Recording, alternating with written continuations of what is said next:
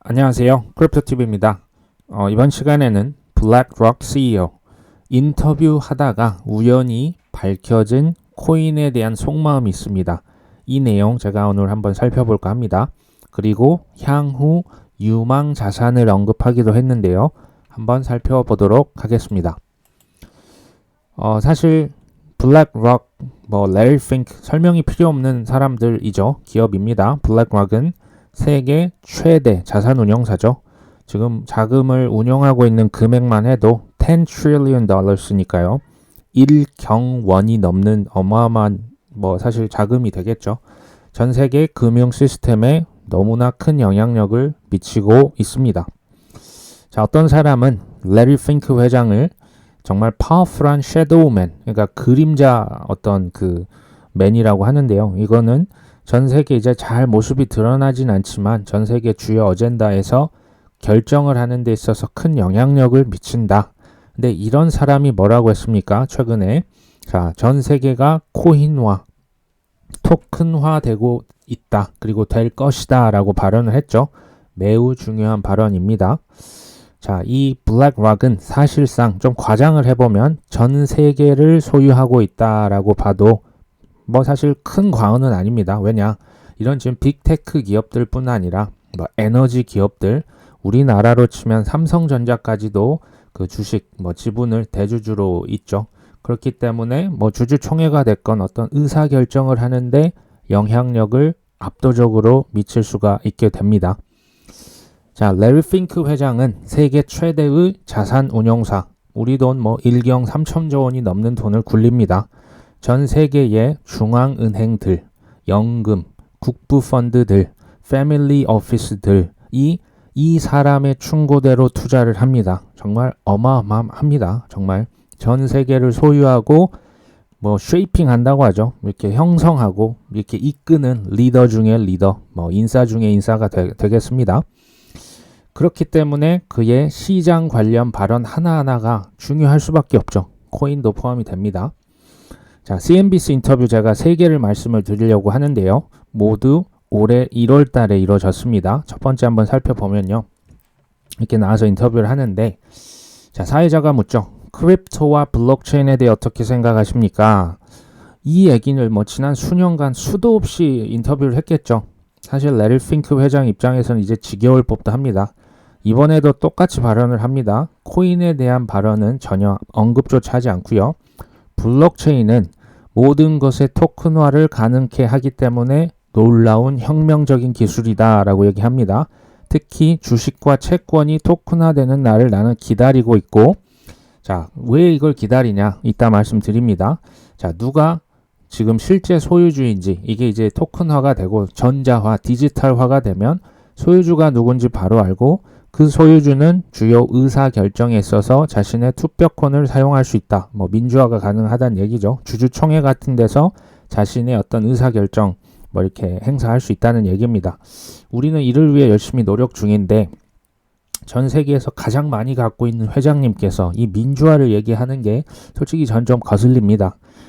근데 이런 어떤 그 발언, 인터뷰를 하는 데 있어서 절대 특정 코인에 대한 언급이 없는 게 신기하죠. 비트코인, 이더리움 한 번쯤 언급을 할 뻔한데요. 절대 언급하지 않습니다. 자, 하지만 증권과 자산을 토큰화시키겠다? 이때 쓰는 네트워크는 보통 이더리움 네트워크를 사용합니다. 그래서 이더리움이 매우 저는 유망한 자산이라고 생각을 할 수밖에 없죠. 자, 첫날부터 자신은 모든 증권의 토큰화를 꿈꿨다. 자, 왜 그럴까요? 그 이유가 중요하겠죠. 숨겨진 이유는 뭐냐? 자, 이런 자산 운용사들의 수입 구조는 철저하게 수수료라고 보시면 됩니다. 자, 주식, 채권, 파생상품, 온갖 종류의 ETF 펀드 만들어서 파는 그런 회사죠. 자, 사고 팔고 보관해주고 이체하고 그 각종 수수료로 먹고 사는 블랙록에서 자, 작년 6월달 코인베이스, 미국의 코인 거래소와 제휴를 맺었죠. 무슨 말이냐? 대형 그들의 기관들이 고객이 코인을 직접 사고 팔고 보관까지도 할 수 있다는 얘기죠. 코인베이스를 통해서 할 수 있습니다. 그러면 코인이라는 시장이 앞으로 없어지겠냐는 거죠. 아니죠. 이 유망한 시장에서 수수료는 신규 수입원이 될 것이라고 보기 때문에 이런 제휴를 맺고요. 실제로 만들어서 팔고 있는 겁니다. 자, 두 번째 인터뷰를 한번 살펴봅니다. 자, 앤드류죠. 이 사회자 제가 좀 좋아하는 이유 이따 말씀드립니다. 당신은 크립토에 대해서 회의적이었다. 혹시 태도의 변화 없으시냐? 레리 핑크가 여기에서 되게 중요한 발언을 많이 합니다. 자, 나는 코인에 대해서 솔직히 좀 놀랐다. I'm still fascinated about it. 난 정말 매료됐다. 멋지다고 생각한다. 그 이유가 뭐냐?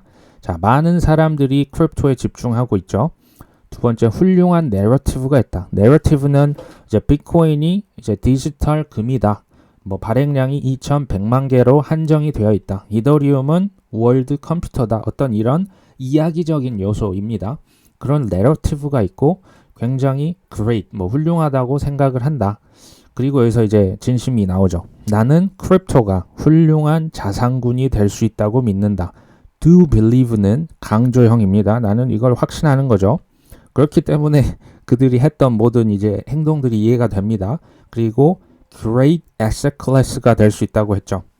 여기에 이제 속내가 내비치게 되는 거죠. 자, 크립토는 그리고 미국의 달러의 크립토가 될 것이고 또 다른 화폐의 크립토가 될 수도 있을 것이다. 자, 이 말만 들으면 조금 어려울 수도 있는데요.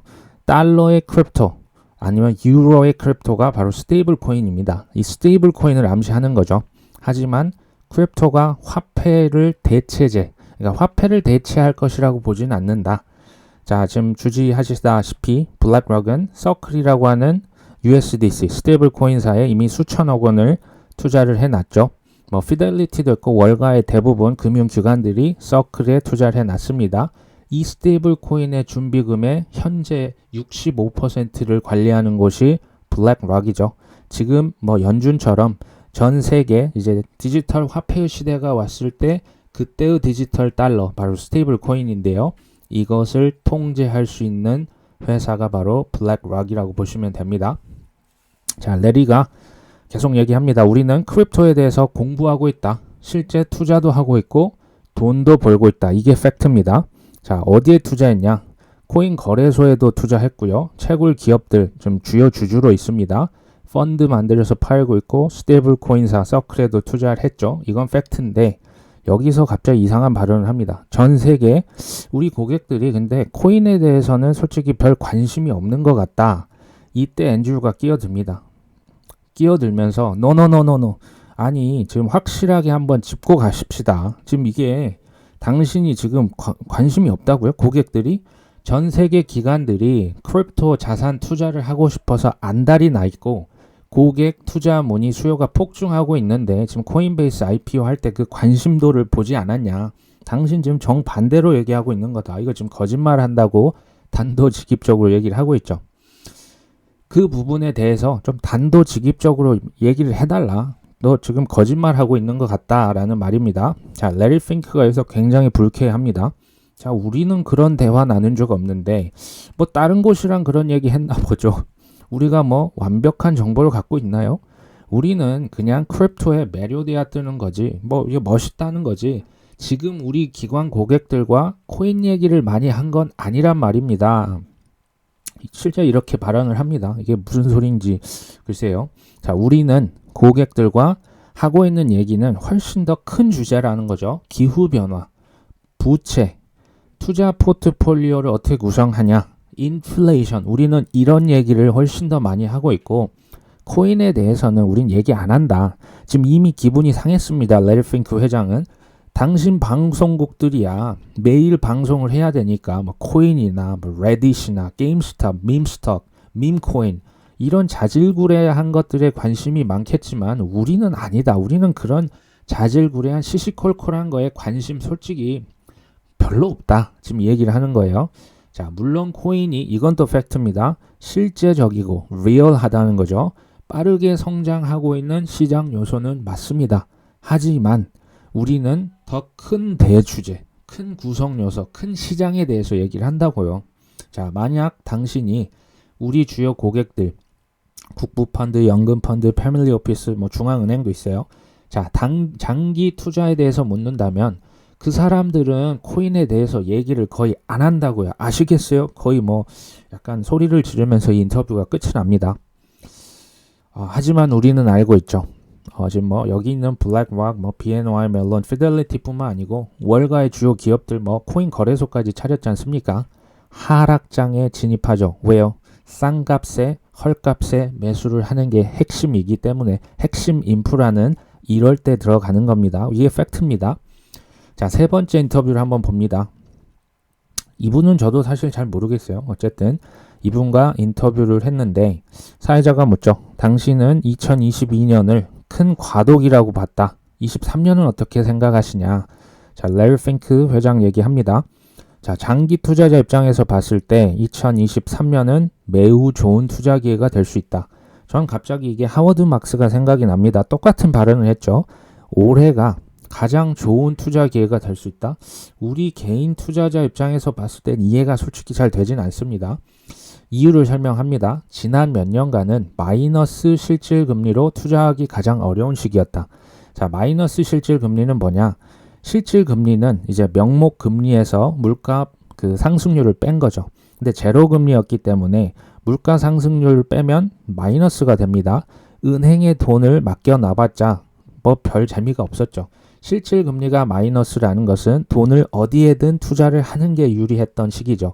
이 시기가 오히려 가장 어려웠다는 얘기를 하고 있는 겁니다. 왜냐? 이런 수백조, 수천조가 아니라 지금 경을 돌리죠. 목표 수익률을 달성하기 위해서는 매우 큰 위험을 감수해야만 했으니까. 변동성이 크다는 것은 이런 기업들에게는 치명적입니다. 오히려 지금부터가 더 안정적으로 목표 수익률을 달성할 수 있다. 자, 우리와는 조금 다르다고 보셔야 될 것 같습니다. 하지만 지금은 어떠냐? 미국의 단기 국채 수익률이 거의 5% 육박하죠. 우량 기업 채권도 8% 육박합니다. 자, 앞으로 우리는 투자 포트폴리오의 대변화를 보게 될 것이다. 그리고 수많은 연금 국부 펀드에서 다시 어디에 투자를 할 것이다? 채권에 더 많이 투자를 할 것이다.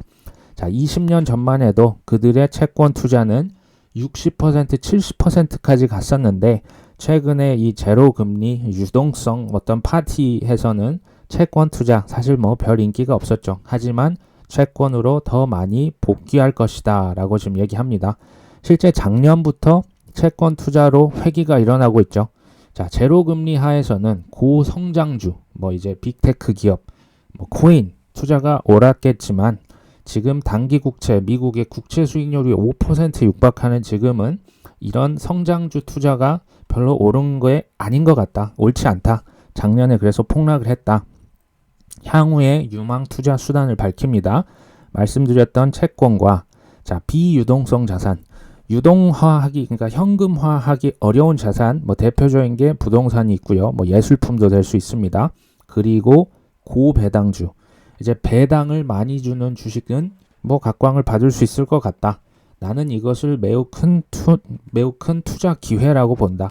그들 입장에서는 목표 수익률을 안정적으로 가져갈 수 있기 때문에 큰 돈을 굴리기에는 지금이 훨씬 기회다. 지금 이렇게 보고 있는 겁니다. 자, 이 분의 발언과 저의 어떤 의견을 좀 종합을 해보고자 합니다. 자, 1번은 지금부터 투자 환경이 급변할 것이죠. 위험 지향형에서 안정 지향형으로 변할 것이다. 두 번째, 결국 모든 것은 토큰화 될 것이다. 이건 뭐 어쩔 수 없는 팩트입니다. 미래, 확정된 미래죠. 자, 이더리움 네트워크, 뭐 주로 사용을 하게 될 게 이더리움이고요. 자, 채권과 주식을 이더리움 위에 올려놓고 이것을 거래를 하고 정산을 하고 실제로 딜리버리를 할 때 막강한 그 수수료가 이제 낮아지게 되는 거고요. 속도는 더 빨라집니다. 확정된 미래라고 그래서 말씀드리는 거죠. 3번, 코인은 실제적이고 성장하는 시장 요소지만 아직 뭐 엄청나게 열광하고 있지는 않다. 이건 그의 발언입니다. 자, 4번, 코인 관련 공개 석상에서 질문을 받으면 당황해 합니다. 그리고 블록체인만 계속 얘기하죠. 왜 그럴까요? 아직은 이 발언을 할 수가 없죠. 왜? 이 하락장이 더 지속이 되어야 하기 때문이죠. 하지만 나중에는 글쎄요, 발언을 저는 얼마든지 바꿀 수 있다는 생각이 듭니다. 5번째, 스테이블 코인을 통제, 철저하게 관리를 해서 디지털 화폐 시대의 연준이 될 것이다.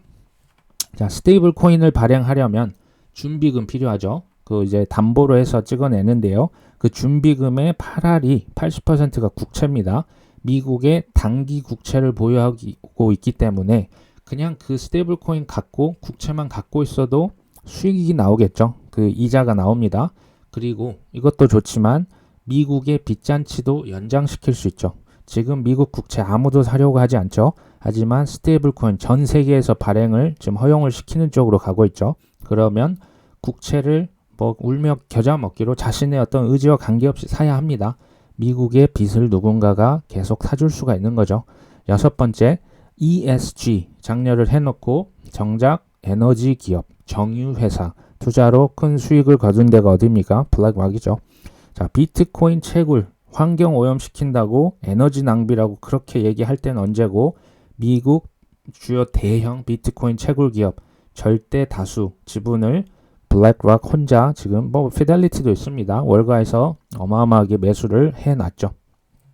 일곱 번째, 향후 채권 수요 증가로 더 안정적으로 자산을 운영하면서도 수익은 더 높아질 것이라는 생각이 듭니다.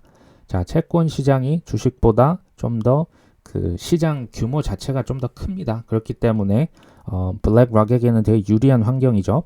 자, 여덟 번째, 이게 제일 중요합니다. 지금 크립토 시장은 작죠. 하지만 미래 훌륭한 자산군이다.